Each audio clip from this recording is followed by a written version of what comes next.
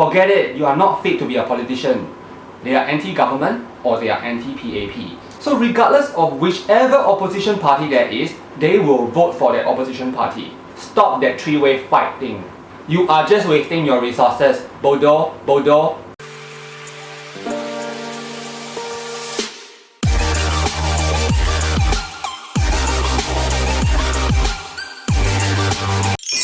Hello Channel NITT viewers, welcome to Channel NITT. In one of our previous episodes, we did an episode on Chan Chun Sing and also on Singapore ministers. So to be fair, we are going to do an episode on the opposition parties today. So before I go on, I would like to stress that this is an educational video. It is not a political video. So you might be wondering if I am going to talk about the MBTI of an opposition party leader or an You might be wondering if I am going to talk about an opposition party leader, but no. I am going to talk about the psychology of voters who vote for the opposition party. So for this episode, we are only going to talk about Singapore. So many voters before the election would already have an inclination which party they want to vote for. However, this is not cast in stone, so there is always the possibility of a vote swing. So this is why politicians should go all out when campaigning. So in this episode, let's talk about the psychology of voters who vote for the opposition party. For our discussion, we will disregard the voters who are actually affiliates of the opposition party. Affiliates meaning that you are the relatives of or you are an employee of the particular party.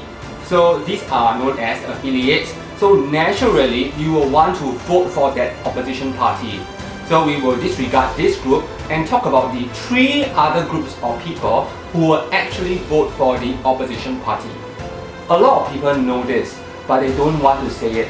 A large proportion of those who will vote for the opposition parties will be people who are anti-ruling party. In other words, they are anti-government or they are anti-PAP. So regardless of whichever opposition party there is, they will vote for that opposition party. Now pardon me, I will have to refer to my laptop for some statistics, so I may just appear looking down, up again, okay? To give you an example, let us go back into history and look at election 2006. So in the year 2006, Pasir Ris and Punggol was a combined GRC. Then, a political party known as SDA, which is Singapore Democratic Alliance, competed against PAP and they got 31.3% of the votes. So this six-man team from the opposition party got 31.3% of the votes. So 31.3% is a sizable percentage of voters, right? Which is why when Punggol East became a single seat in 2011, one of the men from the six-man team, Desmond Lim Bak Chuan, competed for Punggol East. However, this time round, in 2011, Workers' Party also joined into the fight, making it a three-way fight for Punggol East. And what happened?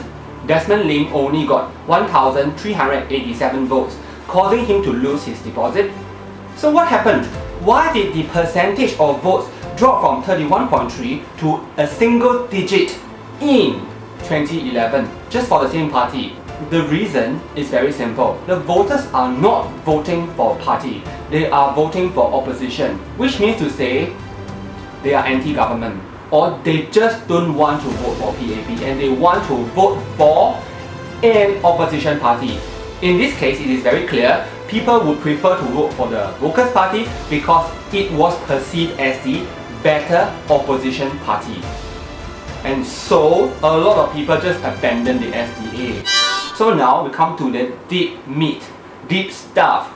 Never ever opposition parties try your luck on a three-way fight because one of you two opposition parties who try to go on a three-way fight is going to lose your deposit. Why? Because voters are not voting for your party. They are just voting against the ruling party. So we have a very interesting statistic here as well. In the year 2006, Workers' Party formed a 5-man young men squad to contest against PM Lee in Ang Mo Kio GRC. So a lot of people were saying that this is a suicide squad because the members of the Workers' Party contesting against PM Lee were generally on average below 35 years old. However, they were still able to secure up to 1/3 of the votes, which is commendable, right? So this means that at least back in the year 2006, there is a sizable number of people who want to vote for the opposition party. But of course, this is the year 2020. If there is an election in this year, we would have a lot more new voters in the picture. What would the new climate be? We would not be able to tell. Or at least those people who study political science may have an idea, right? I don't know. I am not a political science student. I'm just a psychologist. And this is an educational video. And I am not anti-government.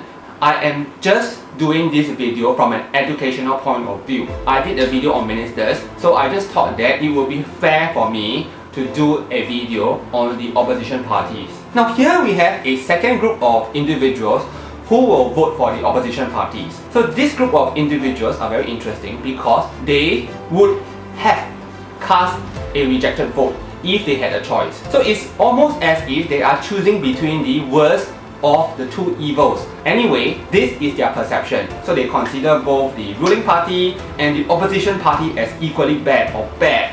But they don't want to waste their vote. So they decide to vote for the opposition party instead. So it's like in the previous election for the American president, you think that Hillary Clinton is and you also think that Donald Trump is. So you can choose not to vote for either, but you decide to vote for the lesser of the two evils. So what do you think the third group of voters who will vote for the opposition party comprise of? You might be surprised. This third group of people might actually be pro-government. So what is the psychology behind these people? So some people might vote for the opposition party even though they support the government because they thought that by voting for the government might end up having too high a percentage margin and they might grow complacent. So these voters will vote for the opposition party because they want to make sure that the government is always on their heels, on their toes, so that they will do a better job. So opposition parties, the election is coming. I'm sure you would have considered all this. If you do not know the psychology of your voters, the psychology of the citizens of Singapore, then forget it. You are not fit to be a politician.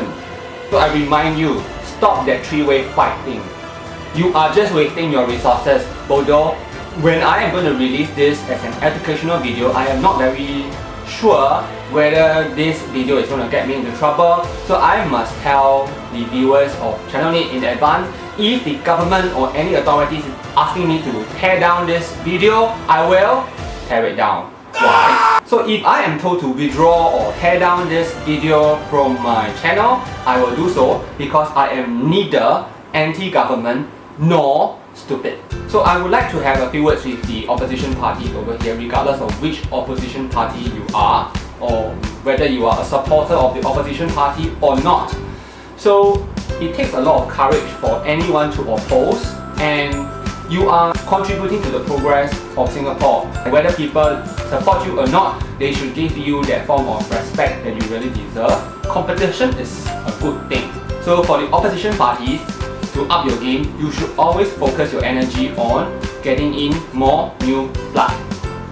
And it's not any amao, okay? This is such a hot topic that I'm actually perspiring as I'm doing this video. Okay, so we are just a humble psychology channel based in Singapore, trying to bring psychology to your doorstep so that everybody can up level in such a way that they become more atas. Correct? Atas? Yeah, atas. So because this video has got some political color to it, I shall not ask you openly to subscribe to this video. But if you like what you are getting, you know what to do. And also, we might be expecting a lot of hate speech, a lot of politically laden type of comments below. We will have to delete that. Why? Because we are an educational channel, not a political channel. Channel. La, la, la, la, la, la. So if you'd like us to do more of this kind of episodes, comment below and tell us. So we hope you enjoyed. Meanwhile, we will see you again in our next episode. Always going to bring you some surprise.